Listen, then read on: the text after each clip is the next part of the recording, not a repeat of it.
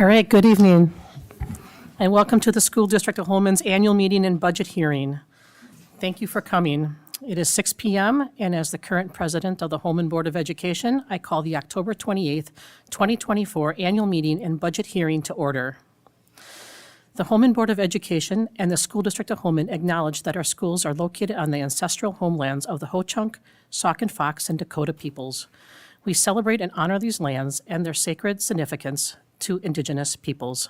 Please rise for the Pledge of Allegiance.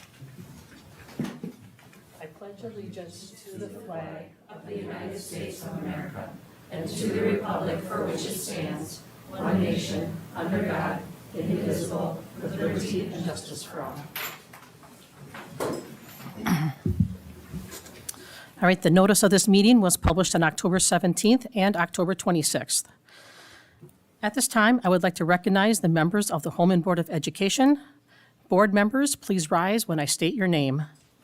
Thank you to Chris Lau, Barb Wench, Maggie Smith, Bridget Todd Robbins, Khadijah Islam, Lindsay Need, and Student Representative Kevin Zilke. Thank you for all that you do.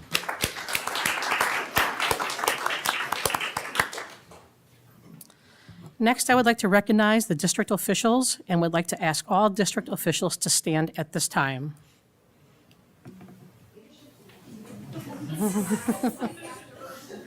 Thank you for all that you do.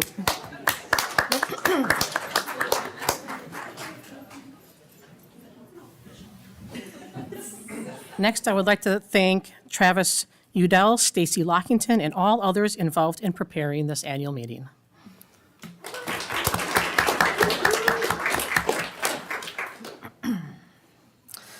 Moving on to item 1.07, which is the District Administrator's Report.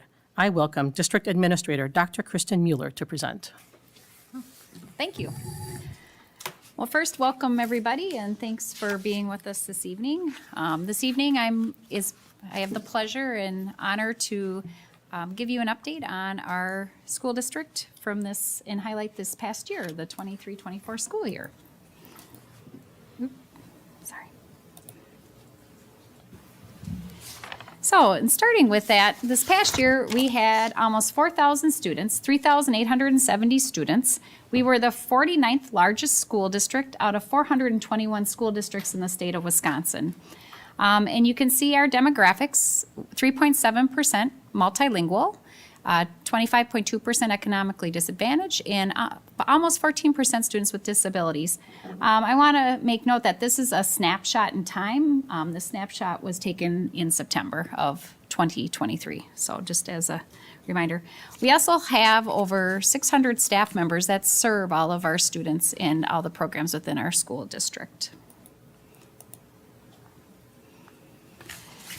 Our vision that most of us this has been around now for a few years, is belong, serve, succeed. This is what we aspire and we set out to achieve. Our vision, preparing students for tomorrow through an engaging and inclusive educational community today. This is our core organizational purpose. It is what we strive to do each and every day. And then our core values. This is how we guide our daily actions, is through empowerment, equity, excellence, integrity, and safety.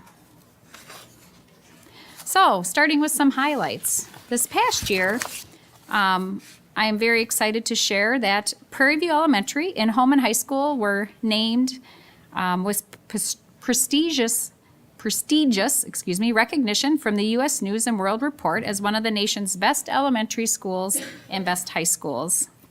This acknowledgement highlights the exceptional dedication of our staff, the commitment of our students, and the support of our community in fostering academic excellence and a positive learning environment.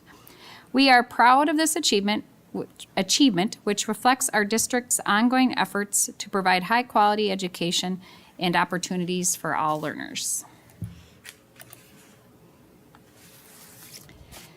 Then I'd also like to make sure that we recognize our Holmen Middle School was named a Model Professional Learning Community, or PLC at Work, out of about 500 schools and districts in the U.S. and Canada to receive this honor. Holmen Middle School was just one of just a few in Wisconsin to be recognized. So with this, we just really believe that ongoing job-embedded learning for our educators is key to improving student learning. This recognition is a testament to the hard work and dedication of our amazing staff who have worked tirelessly to build a collaborative culture focused on results and student success, along with the leadership that drove this success. We want to thank them for that. Then some highlights in our activities. Here you can see we have everything from our state spelling bee participants from the middle school to honors band. We had some DECA certifications that people accomplished and qualifications at the international conference. And then we also had 6 Holmen Middle School students advance to the nationals for National History Day. And continuing on, just wanted to highlight, we had Carson Schmidt, who was a DECA state champion, and you can see his area that he placed first in. And also, Tatiana was named the 2024 Skogan Boys and Girls Club Youth of the Year.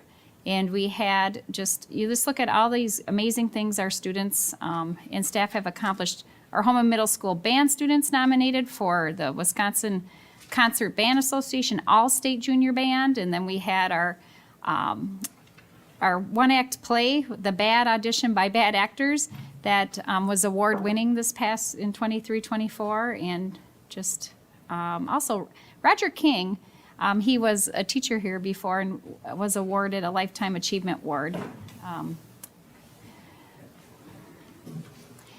And then getting into some of our athletics, we had multiple state appearances once again in 23-24. Lydia Lazaroscu, she is a 2-time state champ, and this is the first time in our school history, so we wanted to highlight her and her accomplishments, along with our girls cross-country team, girls golf, Special Olympics, and we had 10 individual wrestlers that made state appearances, so we're proud of those accomplishments also.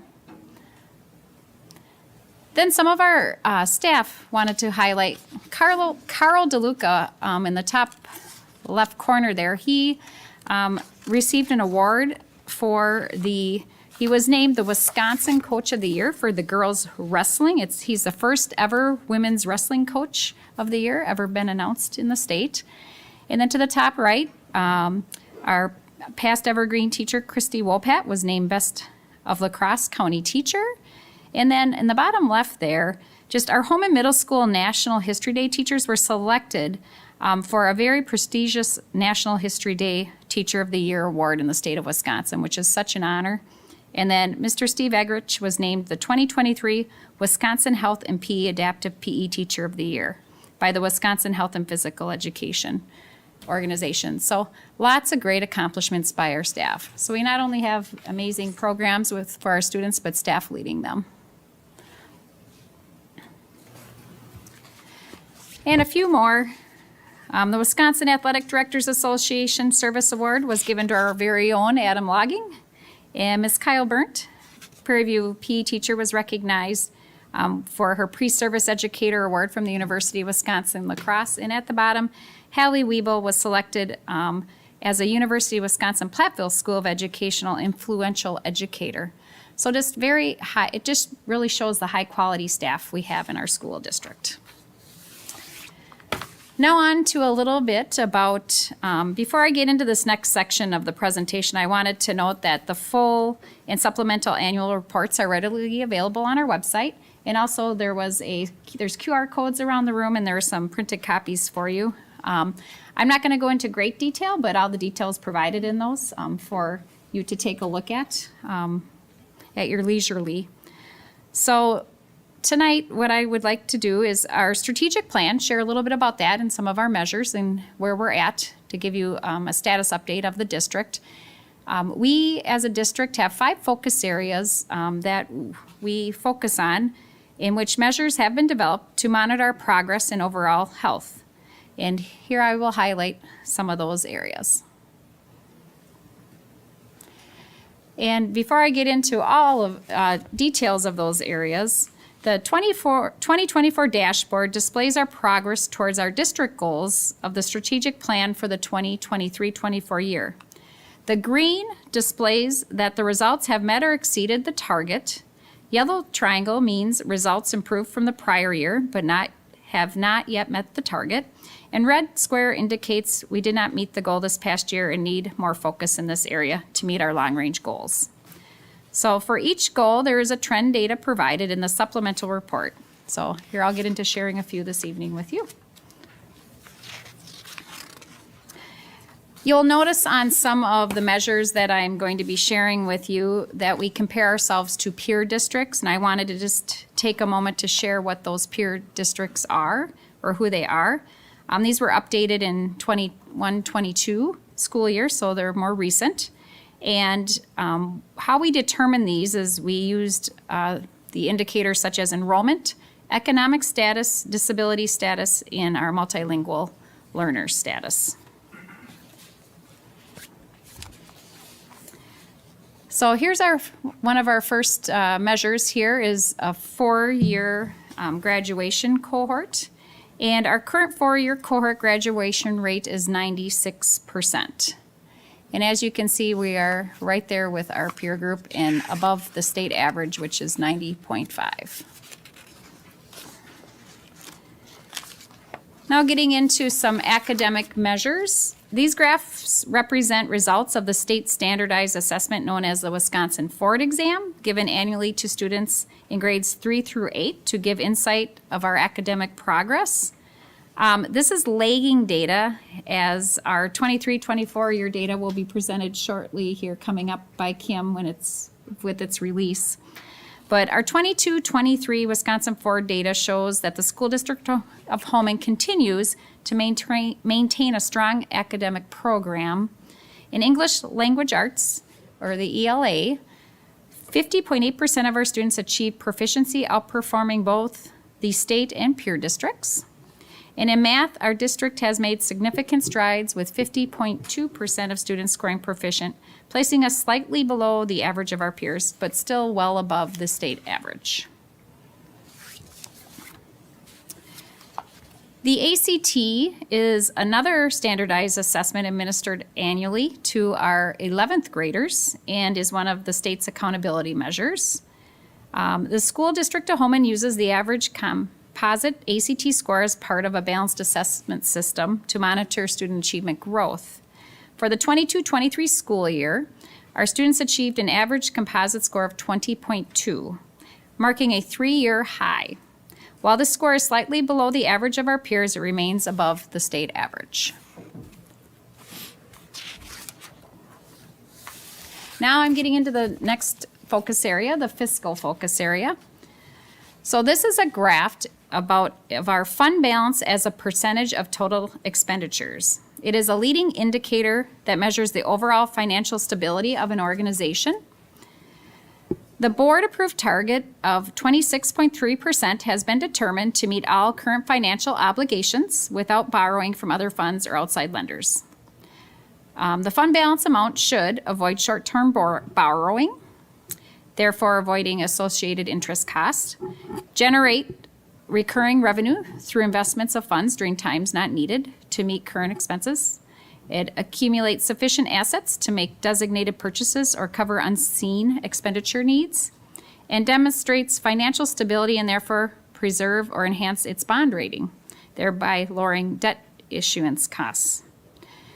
This graph, once again, I want you to realize it's lagging. It's 22-23 year, and the fund balance shows 31.2%. A lot has changed in the past couple of years, so Julie Holmen, when she presents later in the presentation, will go into more detail about our fund balance and what has happened with it over the last couple of years. This fiscal measure is related to expenditures on our special programs as a percentage of our operational expenditures. And this is where we must transfer money from our general fund to cover, because we always need to make sure this is at net zero. As you can see from the graph, it continues to indicate that we spend 2% more than of our operational budget than our peers.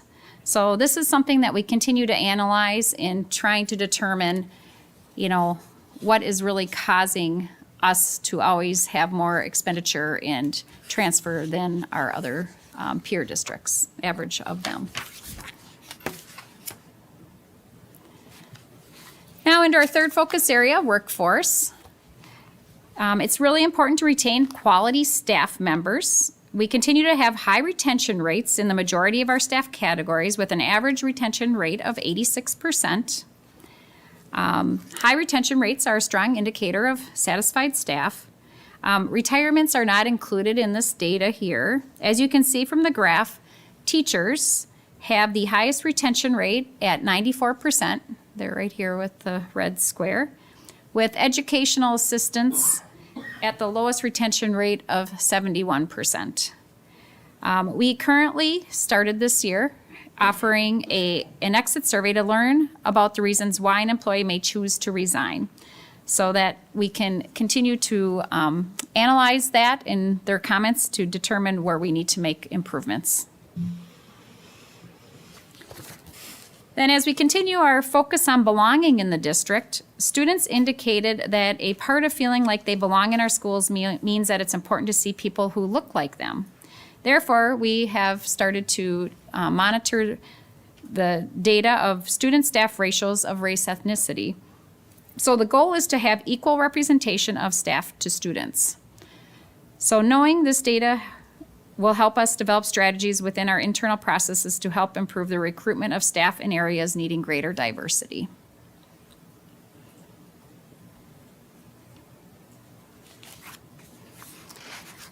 Then into our area of community engagement. So this graph is actually representative of actually one survey question, and the survey question is, I feel like I belong at school. The 23-24 results show a slight decrease from the prior year. We were at 82 and now 81%. This does not mean, this is the district average. We did see some growth in some individual buildings. The Holmen High School, the YRBS data, that is another data indicator that has a very similar question. That's given every other year, and that has showed improvement the last 3 times that has given for high school students. So we're really trying to figure out and keep an eye on this data and determine where we need to make improvements to, and just trying to learn what it means to our students so we know what our next action steps should be. And then with the question that we ask our families, does your family feel they belong at this school? The 23-24 results slightly decreased from the prior year. And out of 573 respondents, 503 agreed or strongly agreed with this statement. So we aren't quite at our goal of 90%. We're at 87%. So we will continue to focus on this and strive to meet our goal. Recognizing that relationships with families is very important, and what strategies we need to do to improve on that. And then open enrollment. This is the option that allows parents to apply for their children to attend public schools in a school district other than the one in which they reside. Any Wisconsin resident in 4K through grade 12 may apply to attend a non-resident school. This graph displays the open enrollment net, which is the overall difference between the number of students leaving and those that are coming into our district. The gap between resident students leaving and non-resident students enrolling is shown to narrow. And the first year, we are actually better than our peers. So you can see down here. And this is also lagging data, 22-23. All right. Last section, referendum update. So it's important that we update our community on all of our, from our 2022 referendum projects. As people have seen, there's been a lot that's happened over this past summer. So we started our construction at our middle school in Viking over this past summer. The majority of elementary playgrounds have been completed, and we went to bid for our Evergreen project, which will start this next summer. So what's happening right now is there's some smaller projects happening in Viking in the middle school, and construction at Evergreen is begun this fall with some small pieces, and I'll show you some pictures here in a minute. And then actually over spring, in spring break time, there'll be some continued construction in all Evergreen, Viking, and middle school, with the second phase of Viking and middle school construction happening this next summer, with Evergreen having the majority of their construction and more playground work done this next summer, and then our STEM lab construction at Prairie View and Sand Lake. So there's still to come a lot of construction this upcoming summer. Our hope is the majority of it's all done after this summer, but there's always those few last pieces to complete and finish up that is expected to be done by the end of 2025. So with that, just wanted to give you some pictures and updates here. At Viking Elementary School, you can see in the top left corner, the site has a whole new look and a new playground out front here. You can see they have gaga ball pits here now, and they have the playground out front, new parking areas, new lighting, and so on. There was a full remodel of the south side of the building, which was the phase one, which is here, and this next summer will be the north side of the building. And here you can see pictures of the remodeled on that south side of the building. And actually, over spring break, they will start to, I don't know if I say cut a hole, they'll start to work on the opening for a stairwell in the building, in the internal building of Viking. Holmen Middle School. So here is actually it looks different already from when this was taken just a couple days ago. There's been a lot of progress. Here on this northwest, well, the northwest wing, which is up here, that was remodeled this past summer.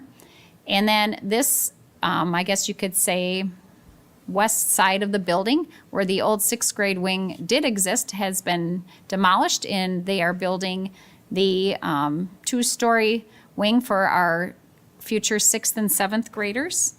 And so they're hoping to have this enclosed, obviously, before the snow falls, with a roof on it. And then the goal is over Christmas time, they'll be able to kind of switch where the kitchen currently is to their new kitchen area and open their new commons area so they can start working on that other part of the building. And then over the summer, they will work on finishing the internal parts of this wing and some remodels in the other part of the building. And then here you can see the student services area and the new part of the wing. And as they're doing this, they're doing a lot of upgrades to our internal systems with our heating, light fixtures for energy efficiencies. And then Evergreen Elementary here, you don't hear as much about it, but they've been busy there too. Here they are putting in the footings, and this will be where the kitchen addition is going. And so that's what they've been working on right now. And then over spring, they will also start to see some internal work happening for a stairwell that will go in over the summer. And over this next summer was when the majority of Evergreen work will happen, and also some more playground work. And lastly, our elementary playgrounds, we had some great ribbon cuttings. So we have our accessible playgrounds now for, part of our mission is being all-inclusive. And so you can see Prairie View, and then Viking has their playground complete in Sand Lake, and Evergreen will get theirs finished up this next summer. All right, thank you for taking your time to listen to that, and hopefully you learned some updates. And I just wanted to say thank you to the community for all their continued support, and our parents, and our school district staff for all they do each and every day, and our many volunteers that make everything happen, and to our Board of Education for their continued support for our students and staff. So, thank you.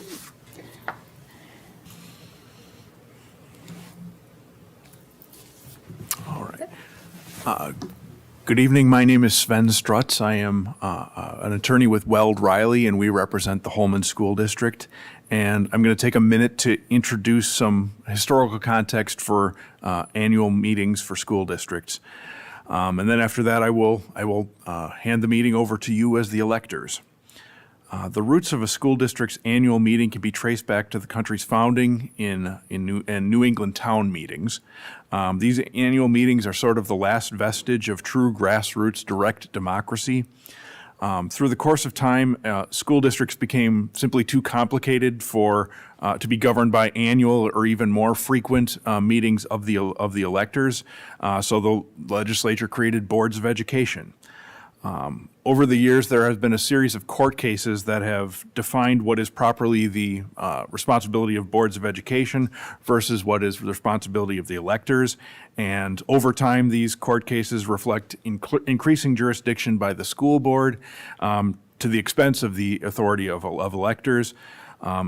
Basically, under the current statutory regime, unless a particular question is specifically spelled out to be within responsibility of electors at the annual meeting, if it's not the elector's responsibility, it's the responsibility of the school board. For example, the budget is not an action item on the agenda. The Attorney General has advised that the governing body cannot be compelled to make changes suggested by citizens at a hearing on the proposed budget. In addition, while electors at the annual meeting have the power to vote a tax to operate the school district, ultimately the school board does have authority to make adjustments to what these electors vote on. They can make changes if the tax is too low or too high to fill district's needs. Despite its limited power, an annual meeting is still required by state law, and the electors of a district are charged with taking certain actions during an annual meeting. With this in mind, the agenda that has been prepared for tonight addresses items which require the approval of the electors who are present this evening. We will be following the published agenda. And there will also be an opportunity at the conclusion of the itemized agenda items for community members to raise other issues that are within the power of the annual meeting. In addition to making sure that we stick to the items that are properly before the electors, I am also responsible for assisting the chair in running an orderly meeting. We will use Robert's Rules of Order, and my experience has been that these meetings run most smoothly if we do the following. If you wish to address the assembly, please approach the microphone in an orderly manner. Wait on the chair to call you. Once the chair has called on you, please identify yourself using your full name and also identify the municipality in which you reside. If you are making a motion, make sure that you speak slow enough so that the clerk can record your motion accurately.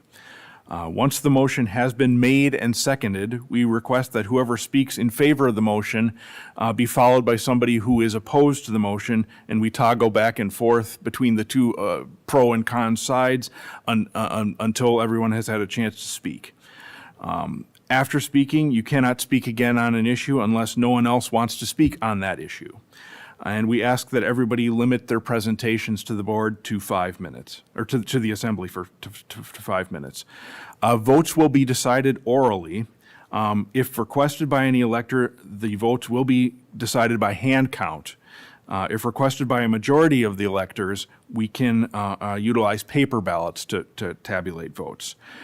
Under Wisconsin Statute 120.08 sub 3, only electors are eligible to vote. That means residents who are over the age of 18 and have resided within the territorial boundaries of the district for at least 28 days before today.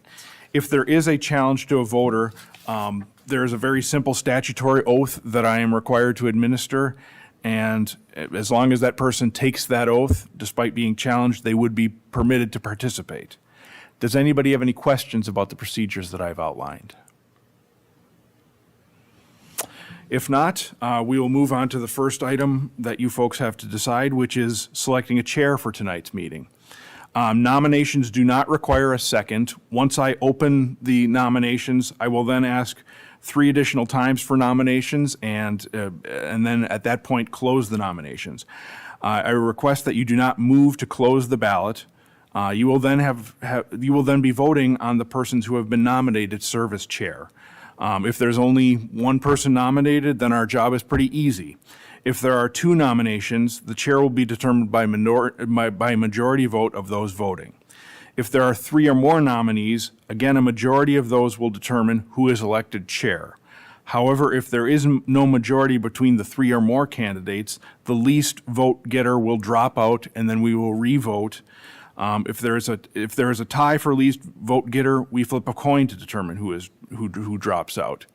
Does anybody have any questions about that nomination procedure?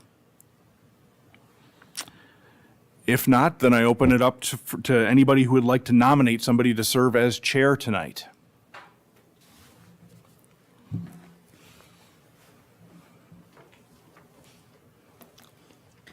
Barb Wench, N6905 Pine Lane, Holmen. I would like to nominate Jennifer Deek to be chairperson of tonight's hearing. All right, thank you. Anybody else want to make any additional nominations for an alternative candidate for chair?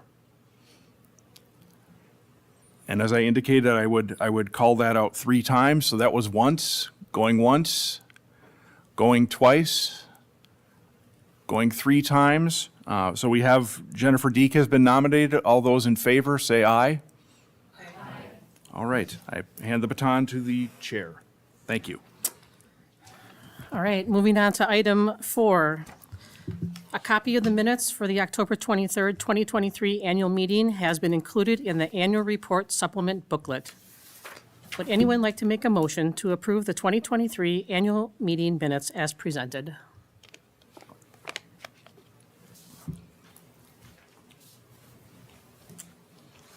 Bridget Todd Robbins, 811 Greenwood Street, Holmen. I move to approve the 2023 annual meeting minutes as provided in the annual report. Okay, is there a second in the motion?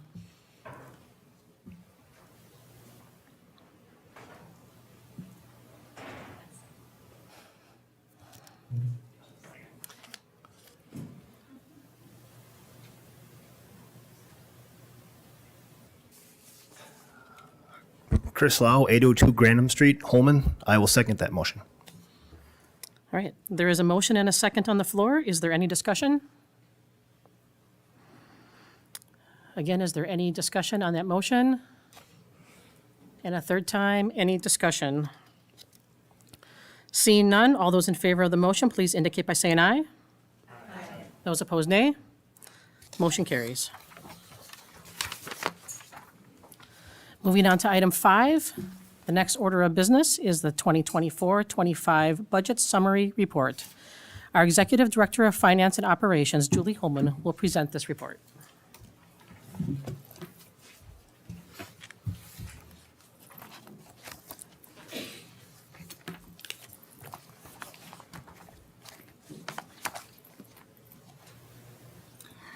Good evening, and thank you for coming to tonight's annual meeting and budget hearing. My name is Julie Holmen. I'm the Executive Director of Finance and Operations for the School District of Holmen.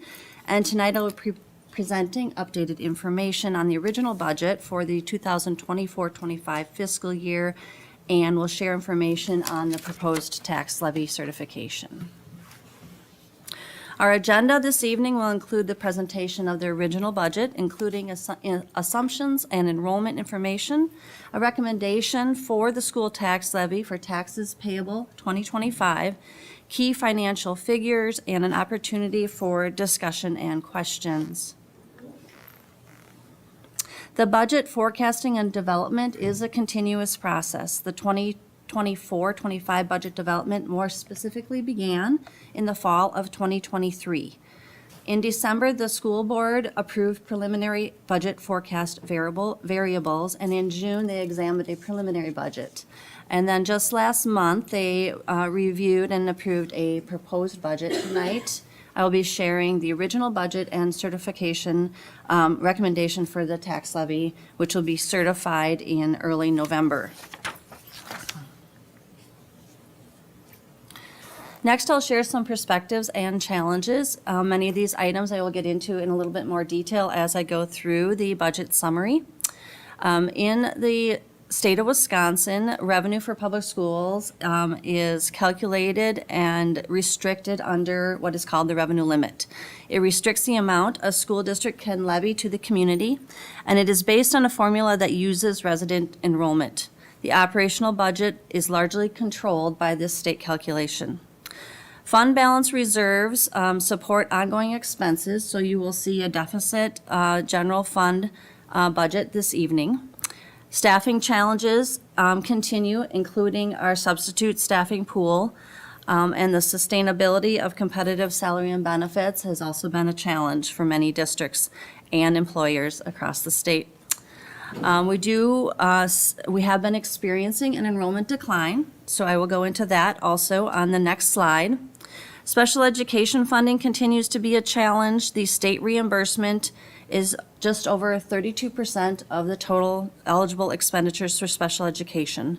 As shared earlier by Dr. Mueller, the special education or special programs budget cannot go into a deficit, and so each year there is a transfer from the general fund to help support special programs for special education.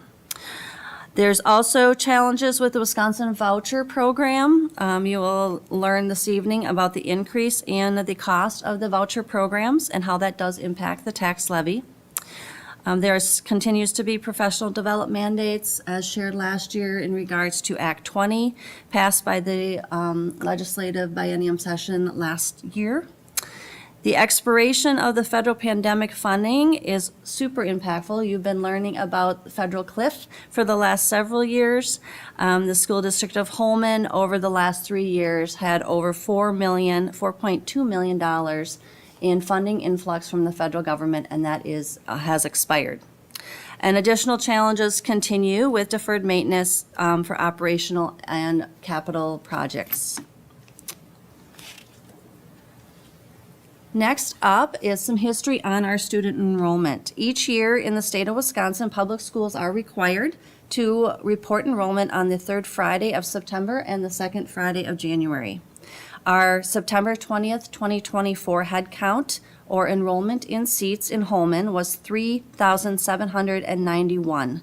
This is a decrease of 79 students over the 2023 September count.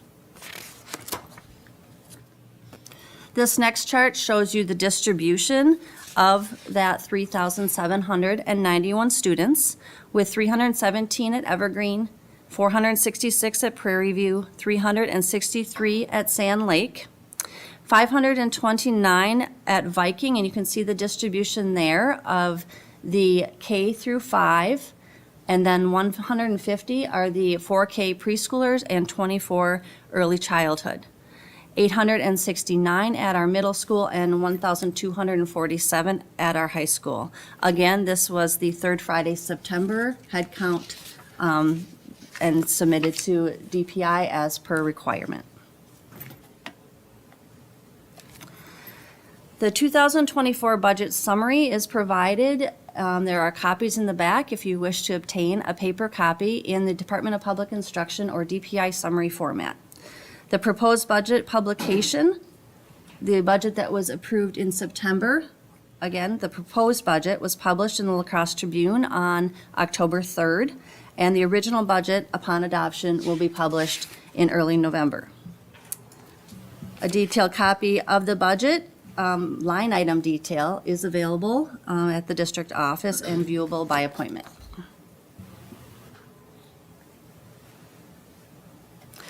Next, I will go through the general fund budget summary in DPI format. This presentation has been updated to include the original budget compared to the prior 2 years, and it retains the proposed budget that was approved last month. So there are 4 columns across the summary budget. The audited 22-23, the unaudited 23-24, the proposed and the original budget for 24-25. The reason that the 23-24 is listed as unaudited is because we are still completing the financial statements with our auditor, and so we cannot label that audited until the final audit has been accepted and submitted to Wisconsin and to the federal government.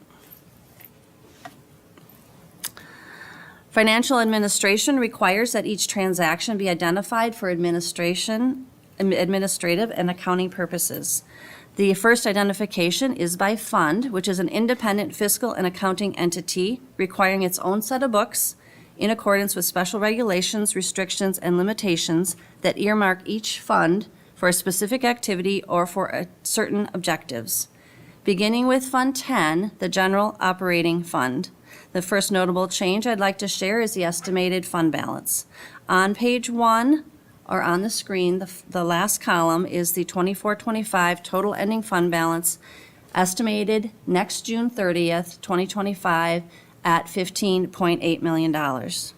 If you look to the left, 2 columns over, you will see the unaudited ending 23-24 fund balance. That is the June 30th of 2024, or just a few months ago, ending fund balance of $18.3 million. The preservation of general fund balance in 23-24 was the result of continued interest earnings, high interest earnings, and the use of what is now expired ESSER or pandemic funds to supplant ongoing salary and benefit costs and substitute teaching costs in 23-24. The decrease in fund balance results from the 24-25 budgeted expenses and being more than the budgeted revenues. Next, I'll go through the general fund revenues. First, we begin with the subtotal of local sources. This slide shows a decrease in local revenue sources from general operations. Local general fund revenue from property, mobile home, or other tax are decreasing from $12,948,000 to $12,745,000 in 24-25.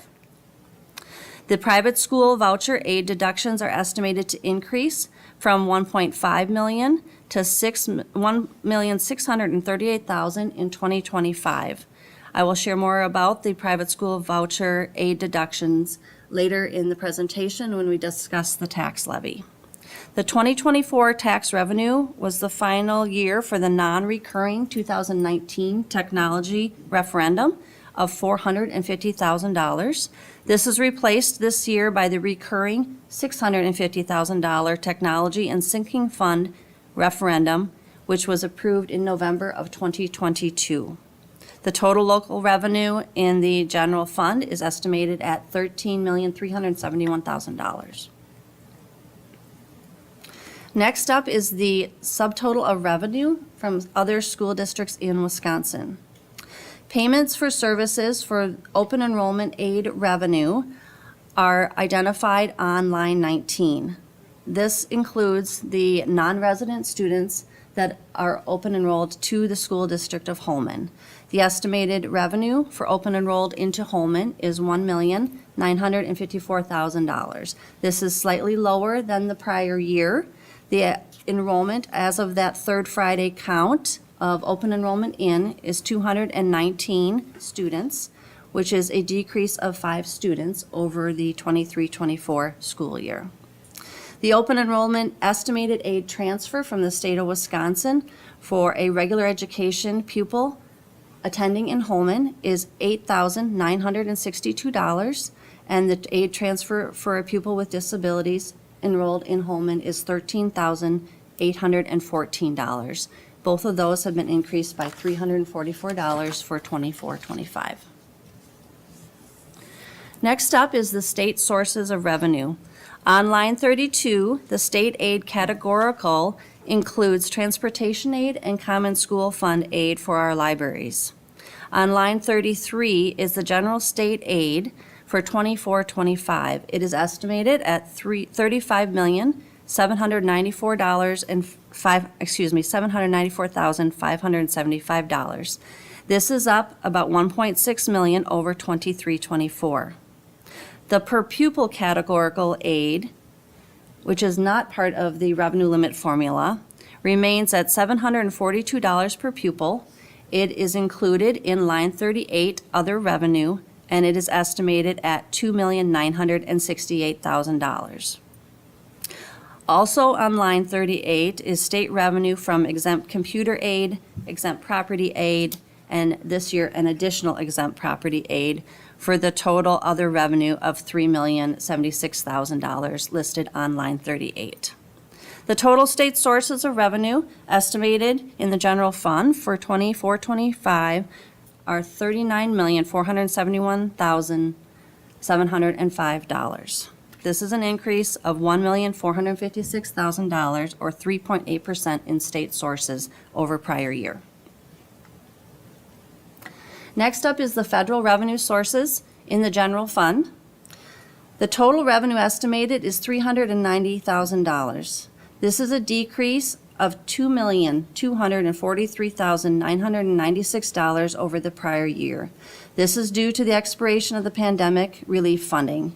You can see the audited 2023, audited 2024, and then the budget for this year, and you can clearly see on the screen the decline in federal revenue sources from the pandemic support expiration.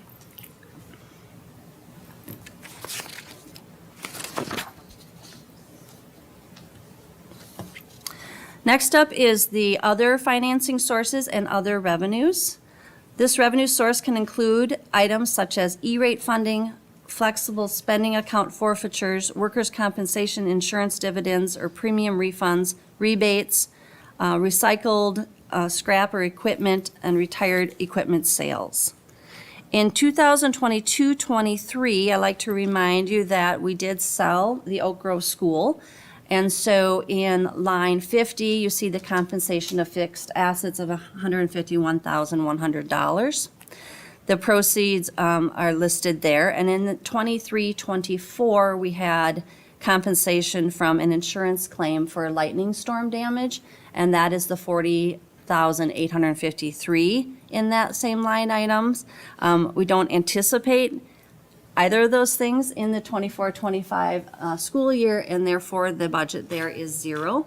And then moving down into the other area that I'd like to point out is line 54.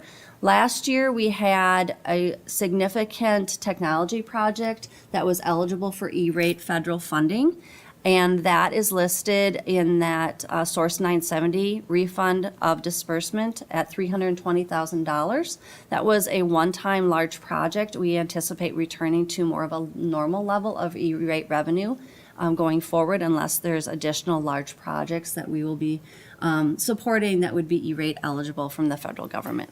So the total other revenues estimated for 24-25 in the general fund is $93,000. This is a summary of the revenue of all the different sources that I just shared, estimated at $55,280,499. This is actually a decline in overall revenue of $1.96 million from 23-24 to 24-25. So some areas are going up and others are going down. This is the distribution of the revenue budget in the general fund for 24-25, with state sources of revenue being over 71%, local taxes right around 23%, and the balance being other source revenue and a very small piece of the pie from the federal sources in the general fund. Next, I will talk about the expenditure budget for the general fund, beginning with instructional expenditures. The subtotal for the instruction is estimated at $25,279,716, which represents 43.8% of the general fund expenditures. This section includes both educator and support staff working in an instructional setting, as well as the associated supply, material, and equipment. The undifferentiated instruction on line 60 is primarily used for elementary school level and regular curriculum, art, math, language arts, music, science, social studies, encompass the majority of the budget. There are a number of things that can impact the instructional expenditures, including anytime like during the year, if we have additional or more staff hired, staff attrition, staff benefit changes, employer premium changes, and fluctuation in annual substitute costs. Next is the support services area of the general fund. The budget is estimated at $19,917,000, and this includes pupil services, instructional services, general and building administration, business services, transportation, facilities, insurance, and other services, and technology administration. This represents about 34.5% of the general fund expenditures in 24-25.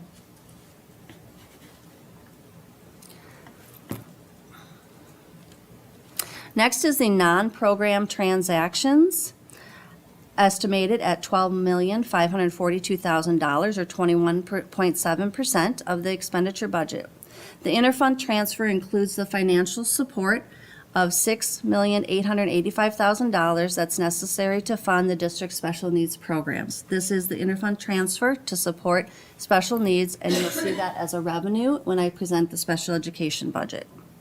The transfer is projected to decrease slightly from prior year. This will be dependent on the cost of student tuition placements, other contracted services, and will be monitored and updated. Each year, the special education budget has several variables and services that can be added throughout the year, impacting the final actual cost of providing services. Line 78 is the instructional services payments to other districts for open enrollment out. I previously talked about open enrollment in. This is part of the open enrollment out for public students that are residents of the Holmen School District that attend other public schools in the state of Wisconsin. In 2024-25, based on that September reporting of student counts, 454 students open enrolled out as compared to last year's 423. It is estimated at a cost of $3,956,000. This line item 78 also includes the regular and special education tuition expenses for students open enrolled into other I'm going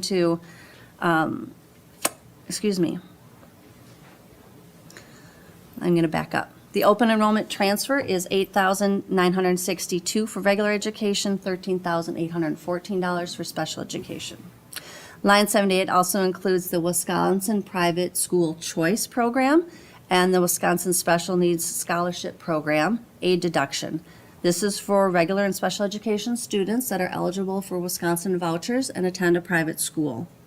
The estimated cost for the aid transfer this year for private school choice and special needs scholarship program is $1,638,000, up from $1,527,000 in 23-24. A student attending a private school with a voucher state aid transfer. For a K-8 student, regular full-time student, the transfer is $10,237. For a 9th through 12th grader, full-time student transfer for the voucher is $12,731. And for a special needs transfer, kindergarten through 12th grade, full-time, it's up to $15,409. The total expenditures for non-program transactions in the general fund estimated for 24-25 is $12,542,000. This is a summary of all the expenditure areas within the general fund in the DPI summary format, estimated at a total expenditure budget of $57,739,548. This is an increase of 2.42% over the prior year unaudited $56,372,821. This pie chart demonstrates the distribution of the expenditures by program. We call it by function. Function identifies the purpose for which the activity is taking place. So you can see on the screen, instructional services, that first part that I talked about, 43.8%. The pupil and instructional support services at 10.3%, general and school administrative expenses at 5.6%, business operations, which includes business services, facilities, and transportation, at 16.2%, and then the non-program transactions are actually 21.7% of the total expenditure budget.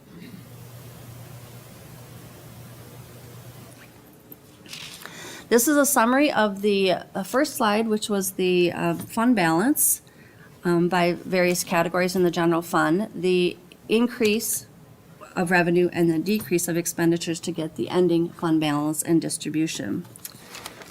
The general fund estimated revenue budget is $55,280,000. The general fund expenditure budget is $57,739,000. The estimated fund balance for June 30th of 2025 is $15,842,000. This represents 27.4% fund balance as a percentage of general fund expenditures. The assigned and unassigned fund balance designation is an estimated about $14.4 million or 25% fund balance as a percentage of general fund expenditures. The board approved general fund balance target of 26.3%. The general fund budget deficit will draw down fund balance in the general fund.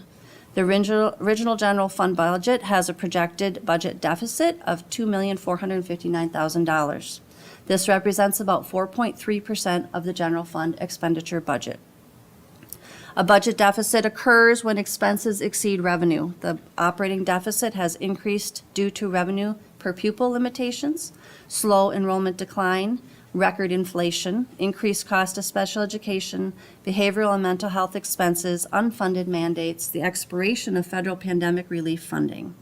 To reverse the deficit, the school district may cut back on certain expenditures or increase revenue-generating activities.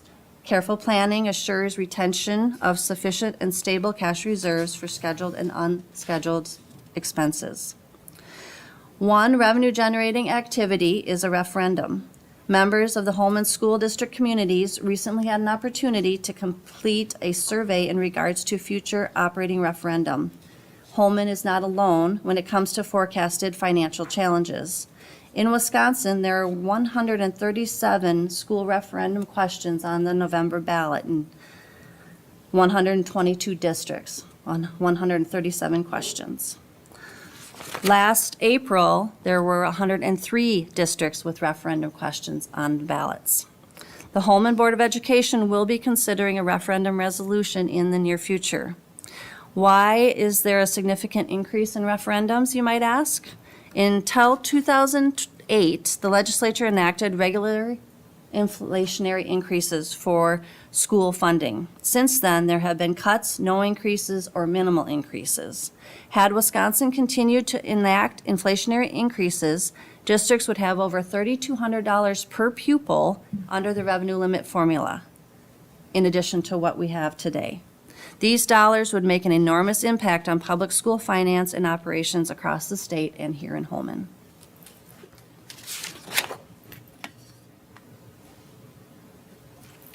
This is the fund balance as a percentage of total expenditures and has been updated with our unaudited 23-24 balance and an estimate of the 24-25 June 30th next year's fund balance.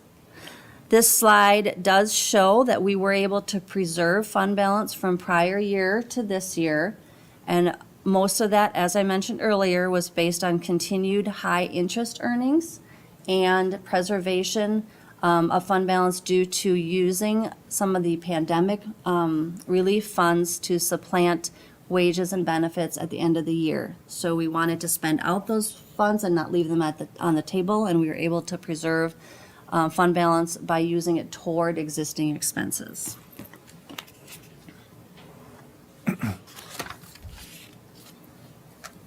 Next, I will talk about Fund 21, which is our Special Projects Fund. This fund accounts for gifts and donations and scholarships. This budget varies depending on annual gifts received and expended. The funds do carry over for each purpose or individual group. We have over 150 different accounts, sub-accounts within our Fund 21 in the School District of Holmen. The revenue budget for 24-25 is $1,020,328. Gifts and donations are unpredictable, and a budget is entered with the expectation that gift revenue will continue to be received and carry forward to some extent in the future. The 24-25 expenditure budget in the gift account is $1,030,000. This represents the June 30th reconciled carryover balance from prior year, and the fund balance itself also includes scholarship fund reserves. Next is the Special Education Fund, or Fund 27. Both the revenue and expenditure budget for this fund is $11,059,693, and that is because this fund cannot go into a deficit position at the end of the fiscal year. An interfund transfer is made at fiscal year end to balance the fund to zero. This transfer from the general fund is estimated at $6,885,819 and is located on line 95, transfers in. This transfer was also mentioned during the general fund expenditure review. The summary revenue by source and expenditure by function for the Special Education Fund are displayed in the handout in the DPI summary format available online and on the back table.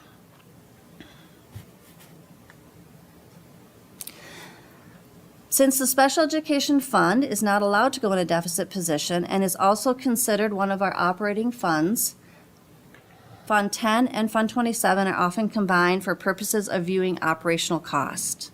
The combined fund expenditures less interfund transfer total $61.9 million. This chart shows where the money goes. The School District of Holmen teacher and educational assistant substitutes are contracted. Therefore, the cost of this contract, which would normally be in salary benefit portion in the pie chart, is combined into the purchased services. I point this out because it is important to know that if we are to compare with other school districts in salary and benefit percentage expenditures, we'd want to make sure that we understood whether or not their teachers or educational assistants are contracted, purchased services, or if they are employees of the school district.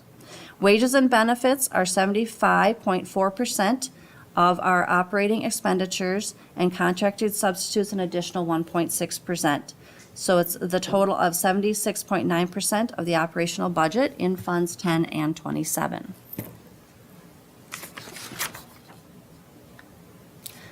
Next, I will talk about Debt Service Fund, which is Fund 39.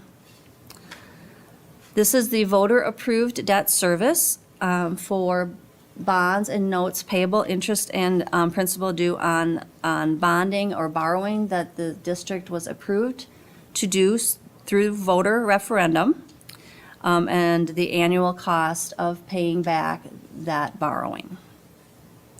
Later in the presentation, you will see that the debt service levy for taxes payable in 2025 is proposed at $8,134,160.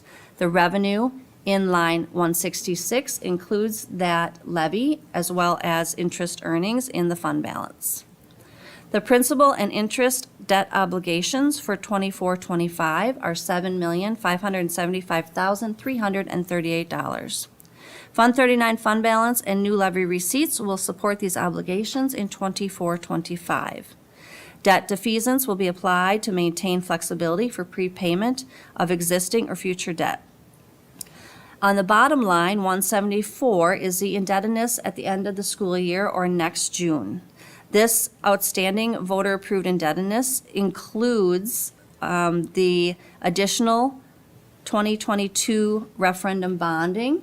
We still have an outstanding amount of $24.75 million yet to be bonded in January from the 2022 capital referendum.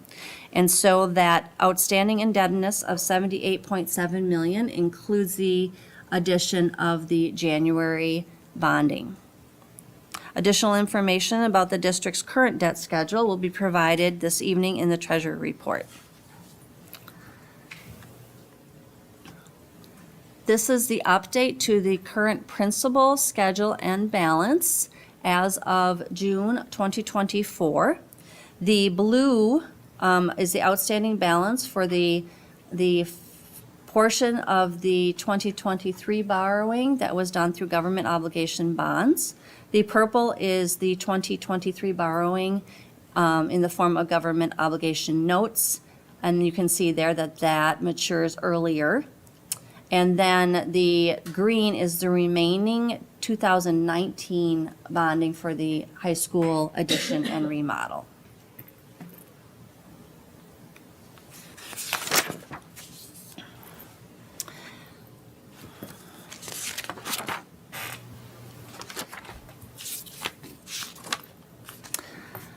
Next up is the Funds 42 and 46. I apologize, the title should say 42 and 46.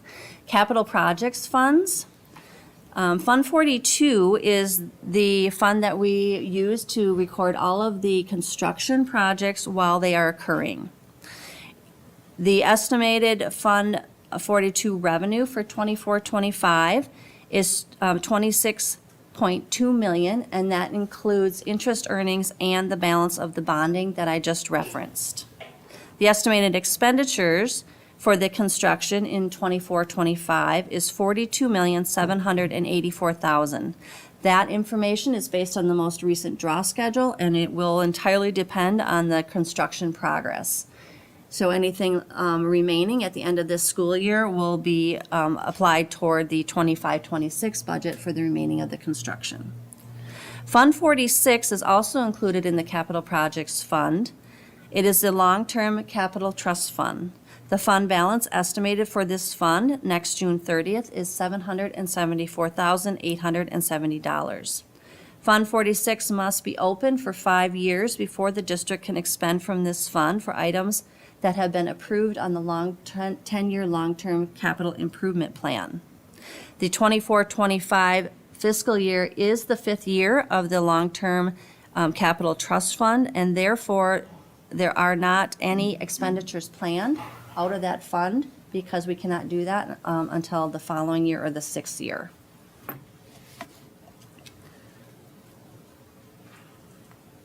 Next up is Fund 50, School Nutrition.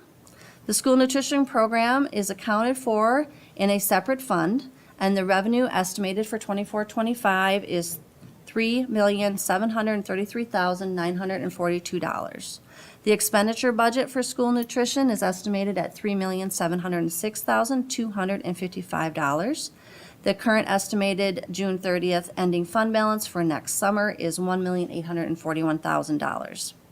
During the 24-25 school year, school nutrition fund balance continues to support the cost of reduced price meal by making those meals free to eligible students. In addition, there are plans for Fund 50 to help support the new kitchen equipment at Evergreen as part of the 2022 capital improvement referendum projects. These additional expenditures will impact the ending fund balance in 2025. And the last fund in the summary is Community Service Fund 80. In 2019-20, we began to use Fund 80 again in order to identify district program support for the new Holmen or Skogan area BGC. The source of this funding is supported by the tax levy under the Fund 80 Community Service Levy. Our local Boys and Girls Club is the biggest in the area, and we are so fortunate to partner with them in serving our youth. Each year, the programming at the Boys and Girls Club is further developed. The recommendation this evening is going to be to levy $200,000 for the program's estimated expenses for the 2024-25 school year while maintaining fund balance for future cash flow and potential program expansion. The funds that are being levied or recommended for levy primarily support 2 programs at the Boys and Girls Club here in Holmen. For the last couple of years, the community has graciously supported the Sail to Success program, which includes a full-time education director, liaisons for parents, school, and BGC, educational programming, homework support, tutoring, play-based educational activities, part-time tutors and assistants, and a teen center. In addition to the Sail to Success program, this year, the additional levy funds would support a new mental health professional and programming for our Holmen area BGC. The area BGCs, so including La Crosse, Onalaska, and West Salem, have 5 mental health professionals. These are Mayo Clinic employees or Mayo Health System employees assigned to Boys and Girls Club. To be clear, they're Mayo employees, but they're contracted to work for the Boys and Girls Clubs. So the Boys and Girls Club pays for these employees. So they're looking for support from the area districts, including Holmen, to help support a mental health professional and programming, and that would include a full-time specialist assigned to the Holmen community. Additional costs for the program would include hourly employees and support for behavioral health support and supplies for the program.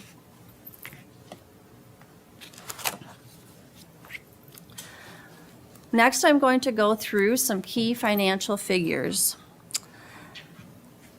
These figures are included in the calculation of the distribution of aid and levy. In order to better understand how the district arrives at the tax levy amount, I'd like to step through the summary on the screen.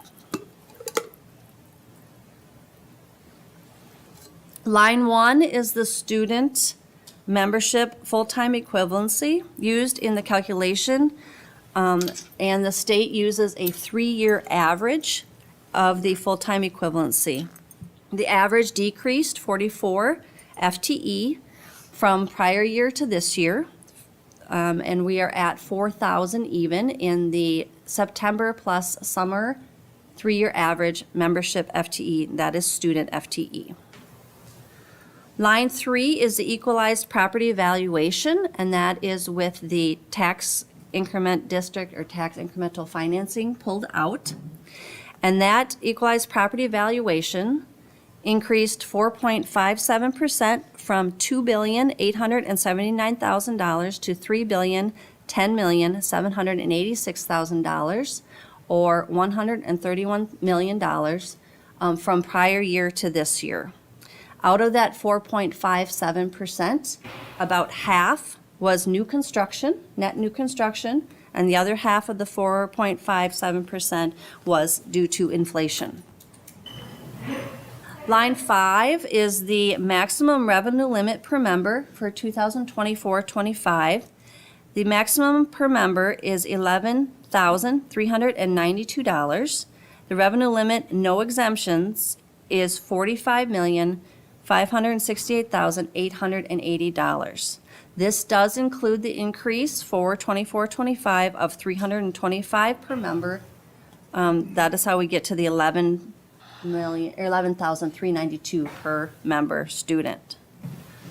Line 7 is the revenue limit with exemptions totaling $48,434,000. This is an increase over the prior year, second to last column, of $1.4 million, or 3%. Exemptions include the bringing on of the 650,000 recurring referendum. So as I said earlier, the 450,000 tech referendum expired last year, and in 2022, the residents approved a recurring referendum that would start with this year's levy of $650,000. There is a declining enrollment exemption of $501,000. Wisconsin law requires a 100% exemption for 1 year to help sort of soften the impact of declining enrollment. And so for 1 year, based on that 44 full-time equivalent decline, we have an exemption of $501,000. There is a prior year enrollment open enrollment adjustment of $38,000. And then the private school voucher aid deduction of $1.4 million for regular education and $215,000 for private school voucher special needs program for students with disabilities. Line 8 is the total state aid. This is estimated to increase $1.7 million over prior year and was certified October 15th at $35,874,248. The revenue available under the revenue limit is a combination of total aid and general levy. The increase in the aid is about 5.6%. Line 9, subtracting the aid from the total revenue limit, we obtain the limited revenue for the levy in general fund of $12,560,701, a decrease of 1.6% in the general fund levy over prior year. Lines 13 and 14 is the revenue from other levies. The debt service recommended levy, as shared earlier, is $8,134,160, and the Community Service Fund 80 recommended levy is $200,000 even, for a total combined general fund, debt service, and community service levy of $20,894,861. This is an increase of $927,279 over the combined levy from last year.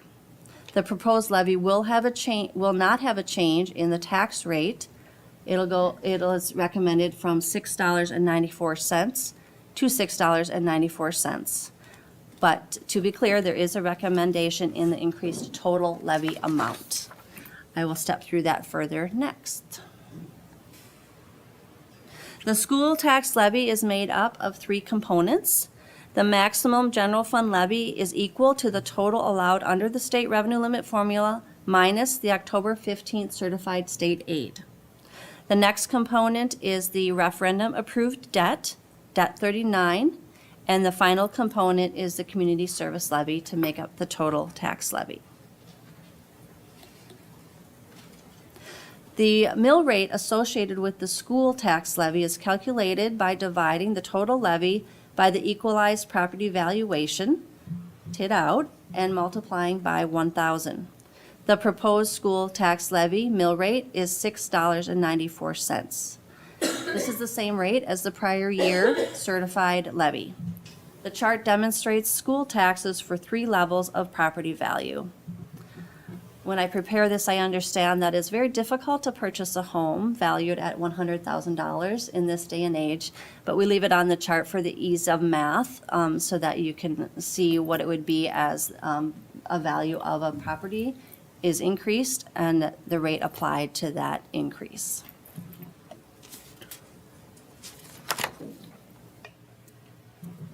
The proposed school tax levy for taxes payable in 2025 is $20,894,861.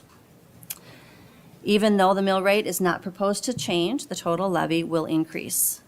This is a change over the prior year levy of 4.64%.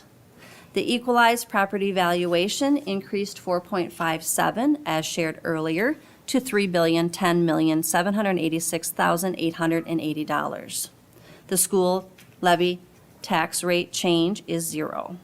Wisconsin Statute 120.12, para 3, A and C require that on or before November 1, a school board must determine if the tax voted at the annual meeting is sufficient to operate and maintain the schools for the school year.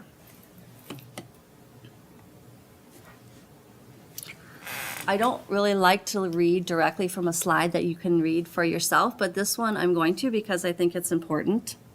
Public school districts in Wisconsin certify a school tax levy each November. There may be changes in levy and mill rate. For the 24-25 School District of Holmen levy, the proposed increase changes the total levy but maintains the mill rate at $6.94.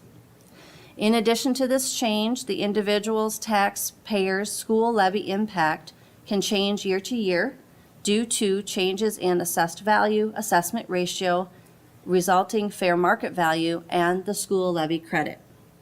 For individual property owners, if there is a general equivalent valuation increase to all property district-wide, the pie, or total levy, gets divided exactly the same way, and everyone has the same slice or pays the same share.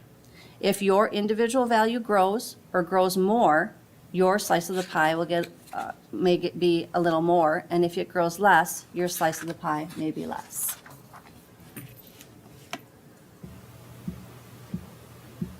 This is a demonstration of how the school tax levy calculation works on your property tax bill. Again, I'm only talking about your school tax levy. So if you're interested in learning or looking at your own residential property value and calculating the school tax, it is the estimated fair market value, identified here as A, times the tax rate, so the $6.94, you'll need to move the decimal to the left 3 places, 0.0069.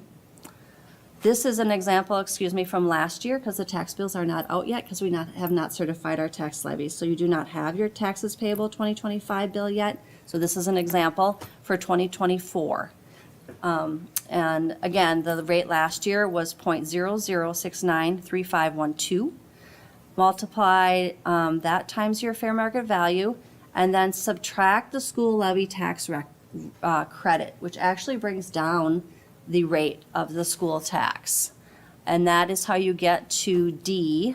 In this case, it was $2,527 for this property for taxes payable 2024.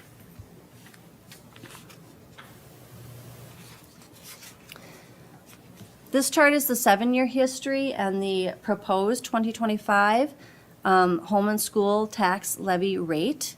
In 2019, the rate was $10.56, and the proposed rate remains at $6.94 for taxes payable in calendar 2025. This is a school tax levy rate decrease of $3.62 since 2019. This chart shows the 2 prior years and the current year of the proposed property tax levy. The increase in the general fund levy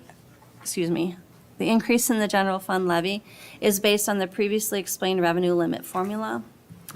And the revenue limit cap of $12,560,701 million is the maximum general fund levy allowable for 2024-25.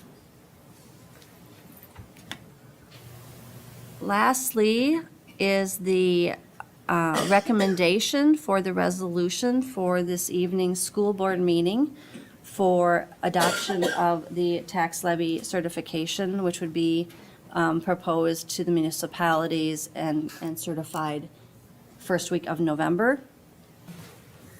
This is in the new business section of the agenda this evening, and the total amount being $20,894,861 divided up between the general fund, the referendum debt service fund 39, and the community service fund.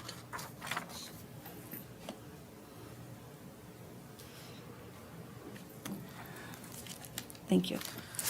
All right, moving on to item 6. We will now open the budget hearing for public comment. If you have any questions or comments, please come up to the microphone and state your name, address, and question or comment.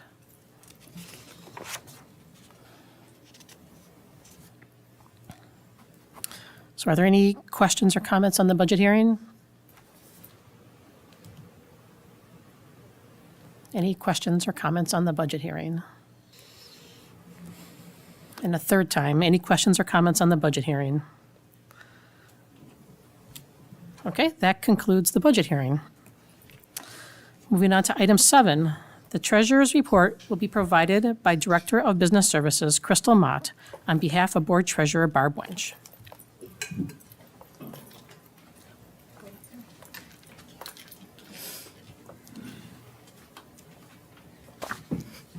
Good evening.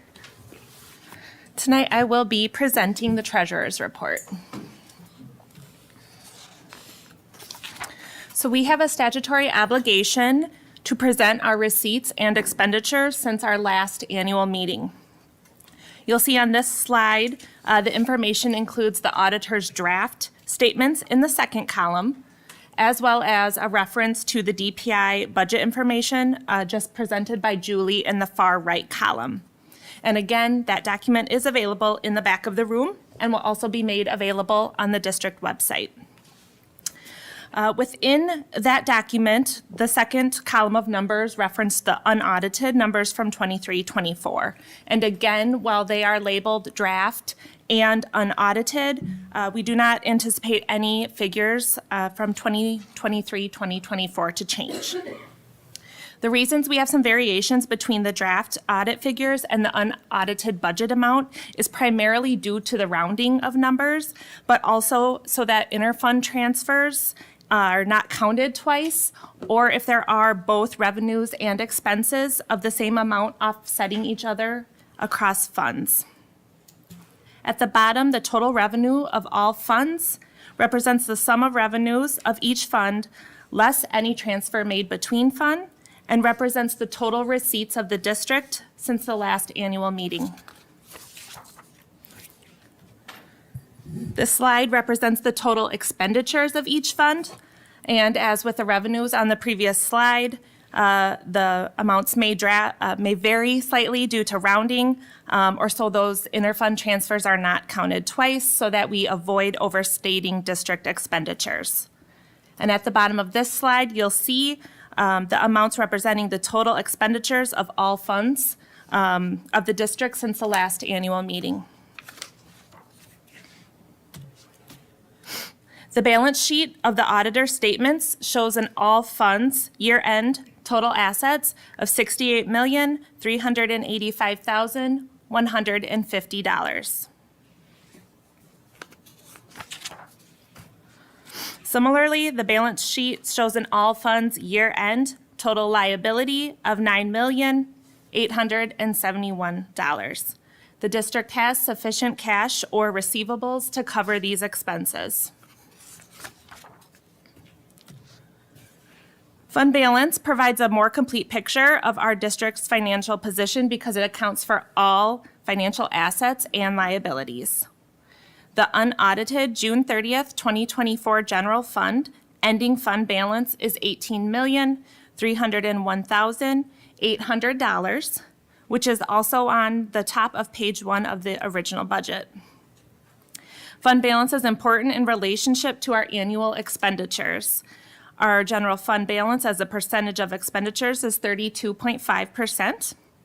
And within that fund, there are 5 different designations, which includes non-spendable, restricted, committed, assigned, and unassigned funds. Sinking funds, funds that are reserved for retiree post-employment, or funds reserved for the construction project would be examples of restricted and committed funds. The assigned and unassigned fund balance as a percentage is 29.7% as of June 30th, 2024. As a reminder, our board-approved upper limit of fund balance is 28.9%, which has been exceeded the last few years. As Julie just presented in the budget hearing, the current budget does include deficit spending, which will continue to draw that fund balance down. Here are the unaudited fund balances for the remaining funds as of June 30th, 2024. For a total all-fund ending fund balance of $59,384,279. Again, these amounts are also found in column 2 of the budget summary.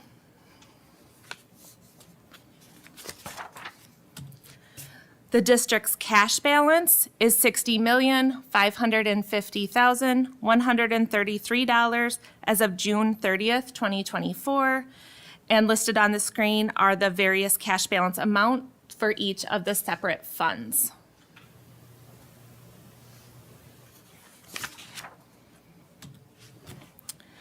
So a surplus will occur when revenues received during the year are greater than the expenditures. And there was a general fund surplus to report for 2023-2024. Our draft total revenue actuals indicated $61,305,497, where our draft expenditure actuals were $60,229,107. The difference between these two was the actual surplus of $1,076,390.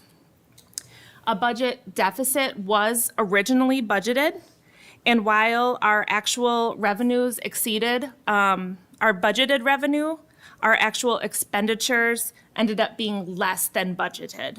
So the net actual to budget difference is $1,456,793.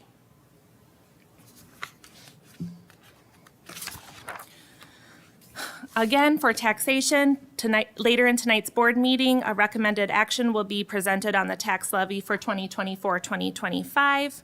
The recommended tax levy amount of $20,894,861 was presented at the budget hearing.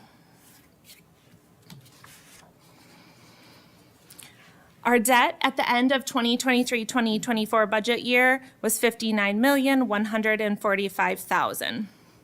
By state law, our debt may not exceed 10% of the equalized value of the school district under section 67031B. So the equalized value of the district in 2023 was $3,101,238,430. 10% of that value is $310,123,843. From there, we deduct our long-term debt and then add in the amount in our debt service fund, leaving the district with a margin of indebtedness of $255,189,166. Our outstanding debt includes the 2019 high school addition and remodel, which is the lime green color. This debt will currently mature with a final principal and interest payment due April 1st, 2023. The 2023 notes, indicated in purple, of $15 million with the final principal and interest payment due April 1st, 2029. And the 2023 bonds in blue of $35 million with the final payment due April 1, 2042. The 2023 notes and bonds total $50 million of the $74.75 million approved during the 2022 capital referendum. And the district plans to borrow the remaining $24.75 million in the spring of 2025. Again, we practice debt defeasance to prepay debt when feasible, reducing total interest and debt taxes. So next we'll move on into more detail of the draft financial statements and independent auditor's report. This information was previously presented to members of the Finance Committee, which includes members of the board, administration, the district, and the community. An unmodified opinion was received on our financial statements, federal awards, and state awards. So here again is the definition of an unmodified opinion, and this is the opinion that we do want to receive from our auditors.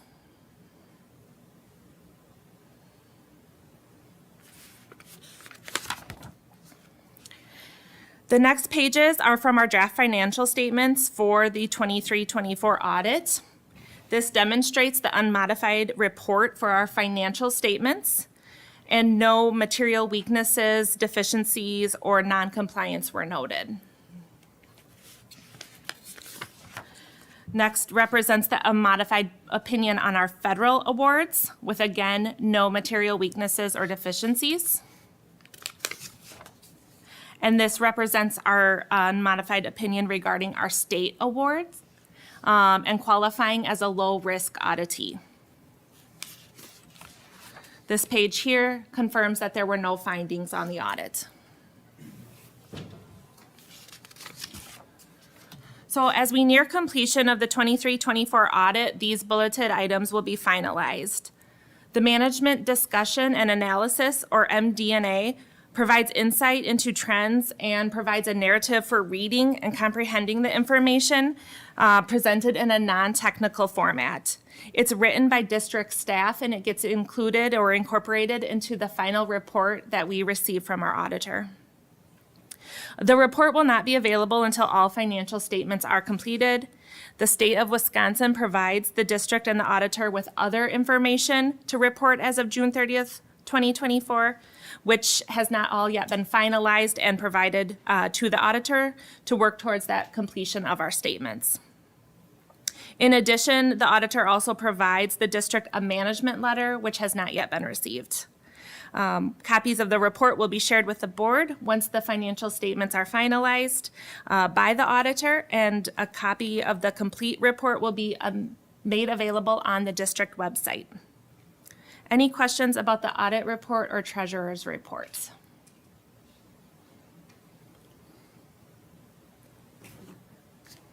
Thank you. Okay, moving on to item 8, new business. On the handout available to you as you entered, you will find sample motions listed for your reference to assist with the next several items. Item 8.01 is to set annual salaries for school board members for the 2024-25 school year. Presently, school board members are paid $3,600 per year. Would anyone like to make a motion?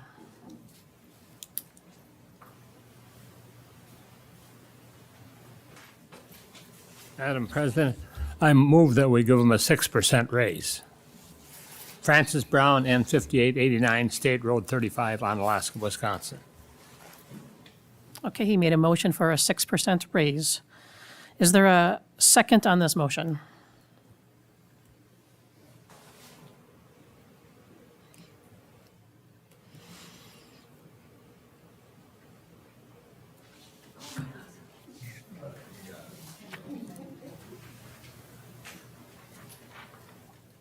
Nina Swanson, 1909 Pinecrest Avenue. I will second the motion. Okay, thank you. There is a motion and a second on the floor. Is there any discussion? Is there any discussion regarding this motion? And a third time, any discussion regarding this motion? Okay, seeing none, all those in favor of the motion, please indicate by saying aye. Aye. Those opposed, nay. Motion carries. Moving on to item 8.02, the reimbursement of school board members' expenses. Would anyone like to make a motion?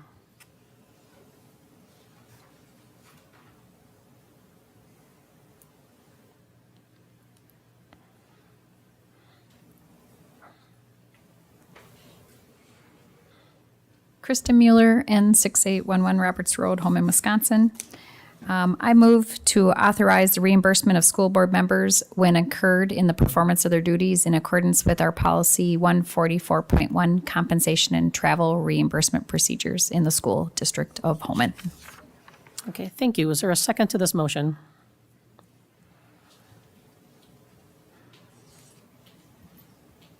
Sarah Thompson, 222 Howard Drive, Holmen, Wisconsin, and I second that motion. Okay, there is a motion and a second on the floor. Is there any discussion?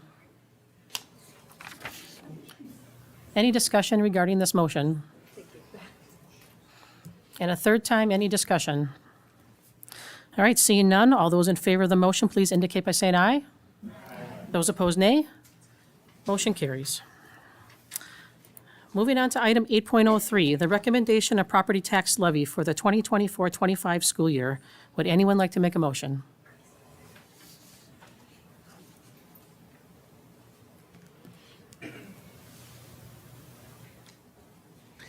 Barb Winch, N6905 Pine Lane, Holmen. I move to recommend a tax levy for the 2024-2025 school year in the amount of $20,894,861 upon all taxable property in the School District of Holmen for the purposes of operating and maintaining the district schools, community service programs, and for paying debt for school projects.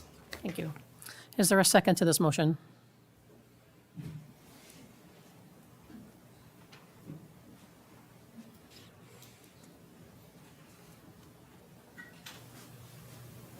Chris Lau, 802 Grantham Street, Holmen, Wisconsin. I will second the motion. Thank you. There is a motion and a second on the floor. Is there any discussion? Any discussion regarding this motion? And a third time, any discussion? Seeing none, all those in favor of the motion, please indicate by saying aye. Aye. Those opposed, nay. Motion carries.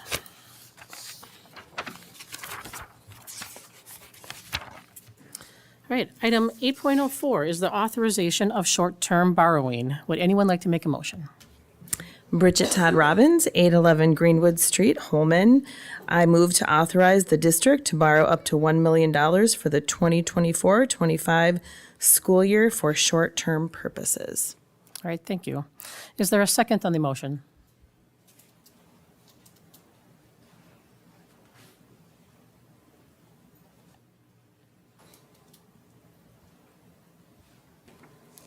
Barb Wunsch on 6905 Pine Lane, Holmen. I second the motion. Thank you. There is a motion and a second on the floor. Is there any discussion? Is there any discussion regarding this motion? And a third time, any discussion? All right, seeing none, all those in favor of the motion, please indicate by saying aye. Aye. Those opposed, nay. Motion carries. Item 8.05 is to set the date and time of the 2025 annual meeting or authorize the school board to set the date and time. Would anyone like to make a motion? Krista Mueller, N6811 Roberts Road, Holmen, Wisconsin. I move that the date of the 2025 annual meeting be set for October 27th, 2025. Thank you. Is there a second to this motion?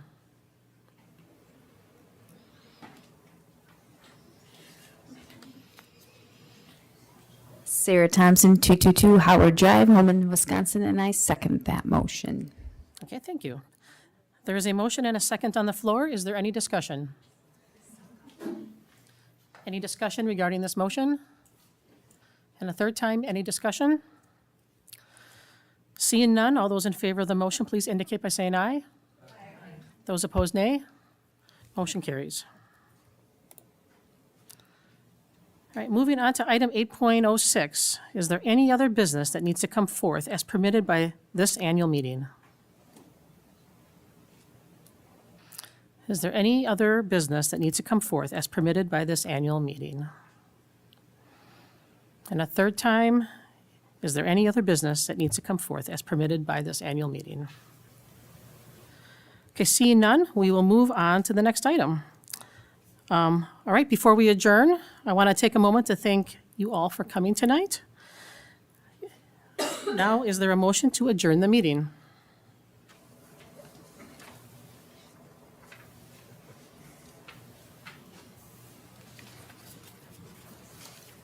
Chris Lau, 802 Grantham Street, Holmen, Wisconsin. I move to adjourn the meeting.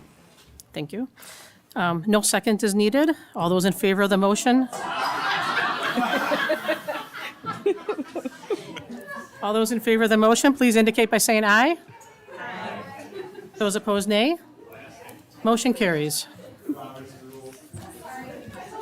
right, we'll be taking a 5 to 10 minute break, and then we will.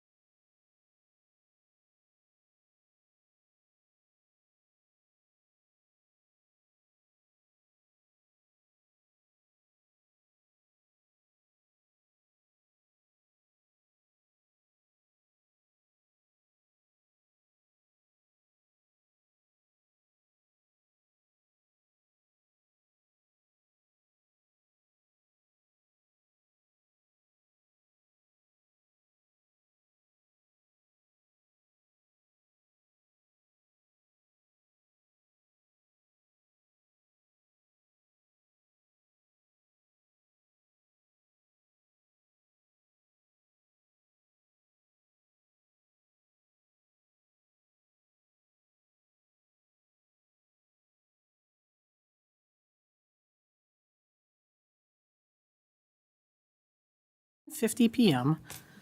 And I call the October 28th, 2024 School Board meeting to order.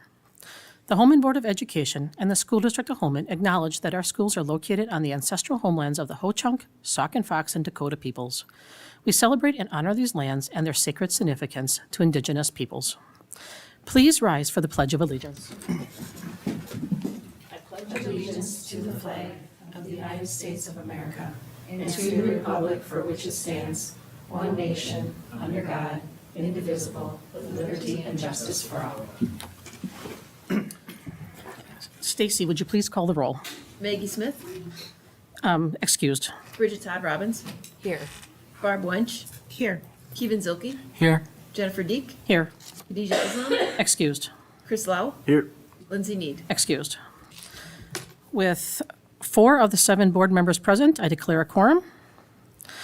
I note that the agenda has been posted, distributed, and sent to the local media. With this in mind, are there any changes to this agenda? I would entertain a motion to approve the agenda as published. So moved. Chris has moved. Second. Barb is second. To approve the agenda as published. Any discussion? Hearing none, all those in favor of the motion to approve the agenda as published, please signify by saying aye. Aye. Those opposed, nay. The motion to approve the published agenda has passed. And we do not have public participation this evening. Moving on to the district administrator's report. Dr. Mueller. Yeah, I would just like to take a moment to congratulate all of our fall athletes and all those in clubs this fall for all their dedication and participation. On a special note, the boys soccer, football, and boys and girls cross country teams were all conference champs, so congratulations to them. And we have many teams moving on in their competitions, and that I'm sure Kevin will update us on some of those, possibly. So just congratulations to them all, and we just wish them all the best of the luck. And also, I just wanted to take a minute to thank Julie Holmen and Crystal Mott for their presentations this evening. It was very insightful, I hope for our community, and helpful in understanding of our school finances. Okay, moving on to item 8. Executive Director of Finance and Operations, Julie Holmen, will review the original 2024-25 budget and the 2024 certification of tax levy. Both of these items were presented at the annual meeting and budget hearing and will appear on tonight's consent agenda. Good evening. Because these items were presented earlier, I'd like to offer any questions or discussion by the board. I did not intend to fully present again the original budget. You were provided with a lengthy issue paper, the budget summary, and the budget publication, which, as stated earlier, will be published in the La Crosse Tribune following adoption of the original budget for 24-25. So are there any questions regarding the original budget that was presented earlier this evening? All right, any questions? There are no questions, Julie. Thank you. All right, moving on to the consent agenda. The board has been furnished. Do you want me to do the tax levy? Apron test. Certification. Oh, I'm sorry. That's right. I just rolled it all into one. That's all right. The certification of the tax levy occurs every November, and earlier this evening, a proposed tax levy and resolution was shared at the public hearing. And I'd like to have the board consider the motion of the adoption of the tax levy for taxes payable 2025 of $20,894,861. Are there any questions regarding the tax levy certification? Any questions? No questions. Thank you. Thank you. All right, moving on to the consent agenda. The board has been furnished with background materials on each item or has discussed it at a previous meeting. These will be acted upon with one vote without discussion. Would any board member like to pull an item out of the consent agenda to be discussed and or voted on separately? I would entertain a motion to approve the consent agenda as provided. So moved. Motion by Chris, Second. second by Bridget. Is there any discussion? Hearing none, all those in favor of approving the consent agenda, please signify by saying aye. Aye. Aye. Those opposed, nay. Motion passes. Okay, Okay, moving on to the board debrief. I will call upon board members and ask you to present any comments or committee reports you have. So tonight, we'll start with Bridget. I would just also like to thank Julie and Crystal for your great presentations at the annual meeting. I think I just appreciate the transparency and the lengthy explanations of where we are financially. It's really, really appreciated. All right, thank you. Barb? I second that. Thank you again for your detailed report. I would also like to take a moment to acknowledge the passing of Dave Rudrud, a former social studies teacher and coach in the district. While he may most be known for his role as the wrestling coach at Holmen High School for many years and the founder of the annual Bi-State Classic Tournament in 1982, Dave Rudrud's legacy will reach far beyond his coaching at Holmen. He had an innate gift of motivating others to be the best versions of themselves, and his memory will live on at Holmen. All right, thank you, Barb. Kevin? And keep this nice and short. But I want to talk about our sports, like our football, soccer, and girls cross country. They're all doing great. And then also to move on to our winter sports are upcoming. I know there was a meeting, so if you have, or if you're interested in those kind of sports, please talk to a coach. I know there's wrestling upcoming. I know it's a big thing for our high school. And then I also want to talk about our music groups. Our choir, band, and orchestra have all done their first concerts. And especially to those students who are in Tri-M and do multiple musics, who are in orchestra and they sing, and then they're also in band to not only play at the games, but then also perform on their own. As well as I want to talk about the Viking Roundtable. We had our second meeting, and we talked about student improvements, how people are becoming better, and we want to find a way to award them. If you have any recommendations, anything you want to say, you can talk to me or anyone else on our roundtable. As well as our blood drive, it is upcoming. It is November 8th, and I encourage you to donate. All right, thank you. Next, Chris. No, I just want to thank Crystal and Julie for their hard work and dedication to our district, and thank you for all the valuable information tonight. Yep, and I agree with all that. To all the presenters tonight, I would like to thank them for all the time and effort they put into it. I know it's a ton of work for all of you, and it's greatly appreciated. And then, yes, also shout out to all of our sports. I know we had several conference champs and several that went on to regionals, and we still have some teams moving forward, so best of luck to them. Moving on to item 10.3, the board has been provided with notes from the September 9th DEI committee meeting. Please take a look at those. And then our upcoming board meeting schedule. On November 6th, we have a wellness committee meeting at 3:45 p.m. On November 11th, we have a DEI committee meeting at 5 p.m., followed by a board meeting at 7 p.m. On November 25th, we have a finance committee meeting at 5 p.m., followed by a board meeting at 7 p.m. And then looking out into January, we have the State Education Convention in Milwaukee, January 22nd through the 24th. So is there any other business that needs to come to the board at this time? If not, I would entertain a motion to adjourn this meeting. So moved. Chris has moved. Second. Bridget has second to adjourn the meeting at 7:59 p.m.